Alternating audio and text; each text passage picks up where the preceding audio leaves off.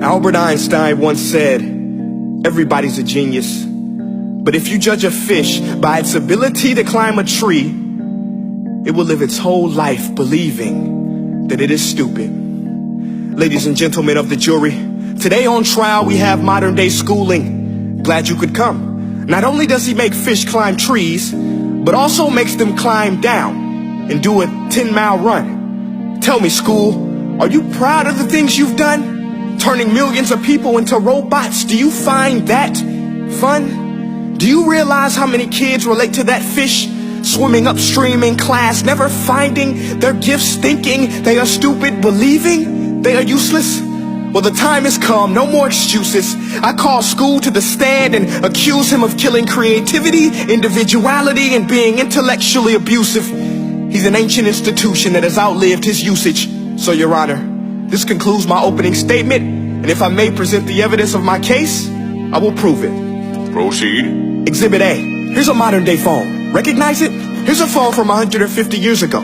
Big difference, right? Stay with me. Here's a car from today, and here's a car from 150 years ago. Big difference, right? Well, get this. Here's a classroom of today, and here's a class we used 150 years ago. Now, ain't that a shame? In literally more than a century, nothing has changed. Yet you claim to prepare students for the future?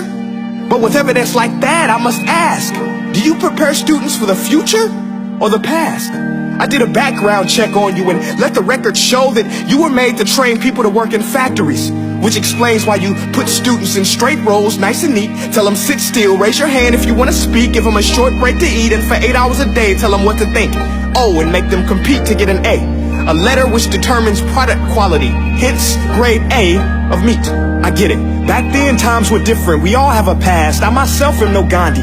But today, we don't need to make robot zombies. The world has progressed. And now we need people who think creatively, innovatively, critically, independently, with the ability to connect. See, every scientist will tell you that no two brains are the same. And every parent with 2 or more children will confirm that claim.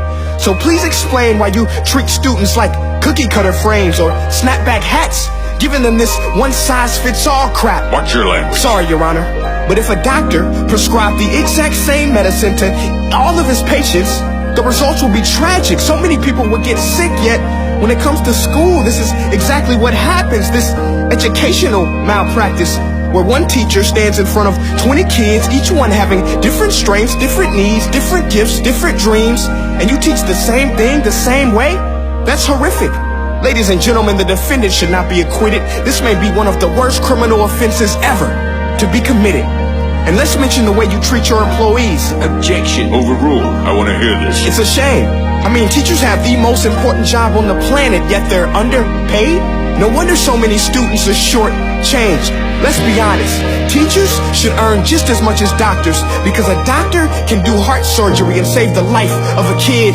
But a great teacher can reach the heart of that kid and allow him to truly live. See, teachers are heroes that often get blamed, but they're not the problem. They work in a system without many options or rights. Curriculums are created by policymakers, most of which have never taught a day in their life. Just obsessed with standardized tests. They think bubbling in a multiple choice question will determine success. That's outlandish. In fact, these tests are too crude to be used and should be abandoned, but don't take my word for it. Take Frederick J. Kelly, the man who invented standardized testing, who said, and I quote, "These tests are too crude to be used and should be abandoned." Ladies and gentlemen of the jury, if we continue down this road, the results will be lethal. I don't have much faith in school, but I do have faith in people. And if we can customize healthcare, cars, and Facebook pages, then it is our duty to do the same for education, to upgrade it, change it, do away with school spirit, because that's useless. Unless we're working to bring the spirit out of each and every student, that should be our task. No more Common Core. Instead, let's reach the core of every heart in every class. Sure, math is important, but no more than art or dance. Let's give every gift an equal chance. I know this sounds like a dream, but countries like Finland are doing impressive things. They have shorter school days. Teachers make a decent wage. Homework is non-existent, and they focus on collaboration instead of competition. But here's the kicker, boys and girls. Their educational system outperforms every other country in the world. Other places like Singapore are succeeding rapidly. Schools like Montessori, programs like Khan Academy. There is no single solution, but let's get moving.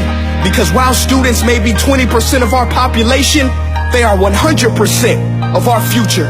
So let's attend to their dreams, and there's no telling what we can achieve. This is a world in which I believe, a world where fish are no longer forced to climb trees. I rest my case.